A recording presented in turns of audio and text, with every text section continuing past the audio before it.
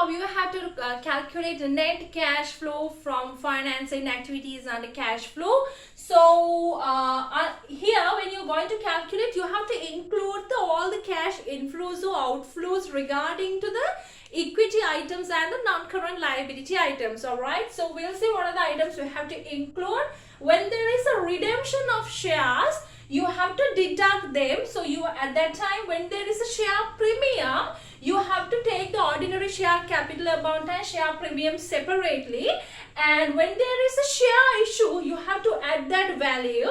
So sales proceeds from share issues, and when there is a share premium, so at the time you have to take the ordinary share capital part and the sales premium separately, and then you have to add proceeds from bank loan and the debentures, and then you have to deduct dividend payments. So it includes the final dividend and the interim dividend payments, and the repayment from bank loan or the debentures also you have to deduct. Then you can calculate the net cash flow from the investing activity. So here you can see we considered equity item and the non-current liability items only when we preparing cash flows from the financing activities.